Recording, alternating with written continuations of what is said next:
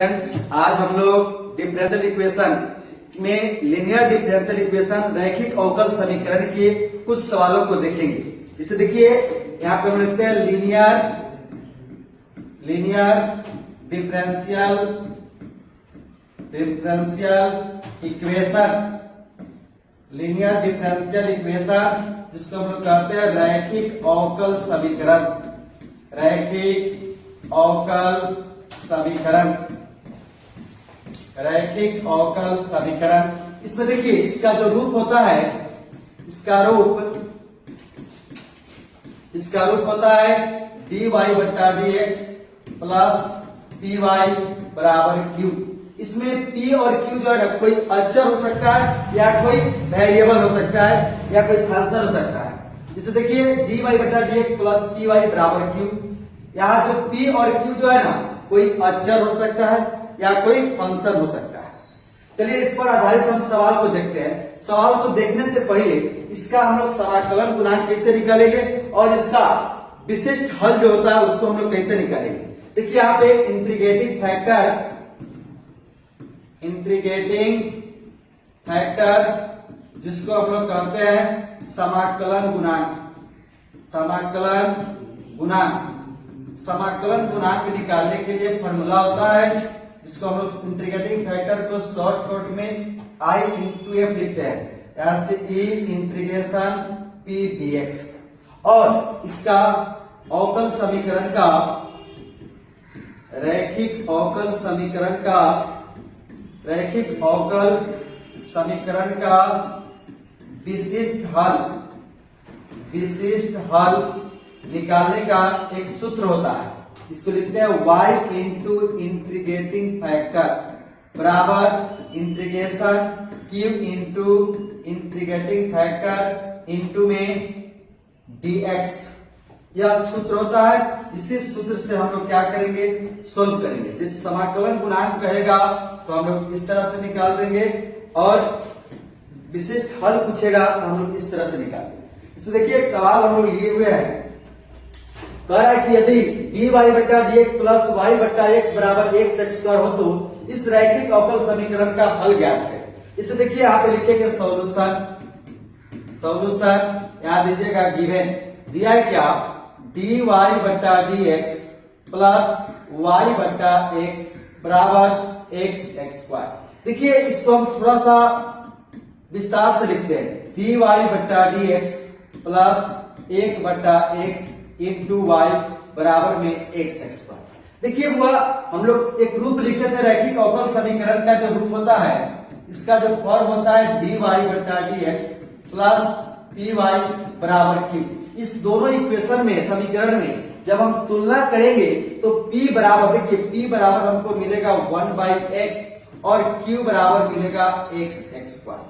जब p और q निकालने के बाद इसका हम लोग पहले समाकलन गुणांक निकालेंगे, समाकलन गुणांक निकालने के बाद इसका हम लोग विशिष्ट हल ज्ञात करेंगे।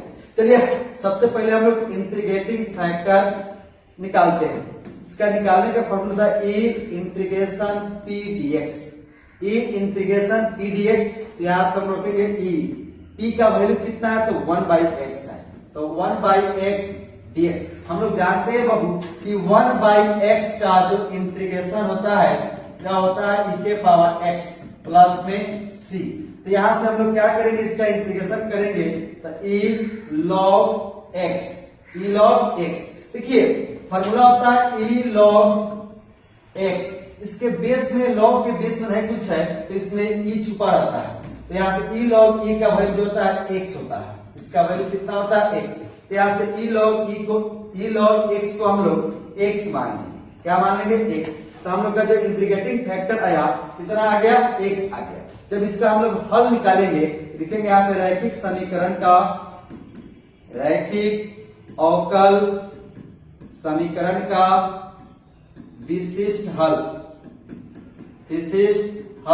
तो हम लोग क्या लिखेंगे, यहाँ पे y इंटू इंटीग्रेटिंग फैक्टर बराबर integration q into integrating factor into में dx। इसे देखिए हम लोग मान रखते हैं, यहाँ से y तो रहेगा ही, इंटीग्रेटिंग फैक्टर हमने निकाले तो वैल्यू आया है x, यहाँ बराबर इंटीग्रेशन क्यू का वैल्यू है एक्स एक्स स्क्वायर इंटू में इंटीग्रेटिंग फैक्टर एक्स डीएक्स। यहाँ देखिए दोनों का बेस समान है तो पावर क्या होगा, जुड़ जाएगा।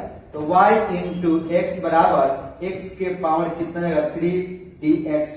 देखिए इसका इंटीग्रेशन करेंगे, हम लोग जानते हैं इंटीग्रेशन का सूत्र x के पावर n dx होता है, तो इसके पावर में जोड़ते हैं उसी पावर से डिवाइड करते हैं, तो यहाँ पे हो जाएगा x के पावर n प्लस 1 बट्टा में n प्लस 1 प्लस में क्या हो जाएगा c हो जाएगा।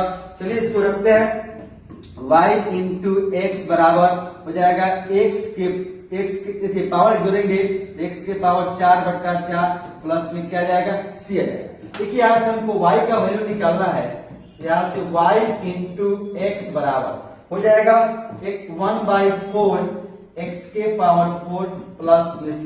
यहाँ x जो है ना गुना में है तो बराबर की साइड भागा में जाएगा, तो y बराबर हो जाएगा 1/4 इंटू एक्स के पावर 4 प्लस सी बट्टा में क्या करेंगे, इसको बट्टा में इसके हम लोग एक्स को रखेंगे, बट्टा में क्या हो जाएगा एक्स हो जाएगा। अब देखिए बट्टा एक्स है तो दोनों का बट्टा है, तो दोनों को अलग अलग करेंगे, तो यहाँ से 1/4 एक्स के पावर 4 बट्टा एक्स अब प्लस में सी बट्टा एक्स। यहाँ से हो जाएगा y बराबर 1/4, इसका पावर 1 है, घटेगा। देखिए बेस समान रहने पर भागा में पावर क्या होता है, घटता है, तो यहाँ से चलेगा x के पावर 3 अब प्लस, देखिए इसे 1 की पावर n रहता है तो इसको हम 1/1 के पावर माइनस n लिखते हैं। इसी तरह ये बट्टा में है, जब बट्टा को ऊपर जाएगा तो इसका पावर क्या होगा, नेगेटिव चलेगा, तो x के c इंटू एक्स के पावर माइनस x के पावर माइनस x के पावर माइनस, यही आंसर होगा।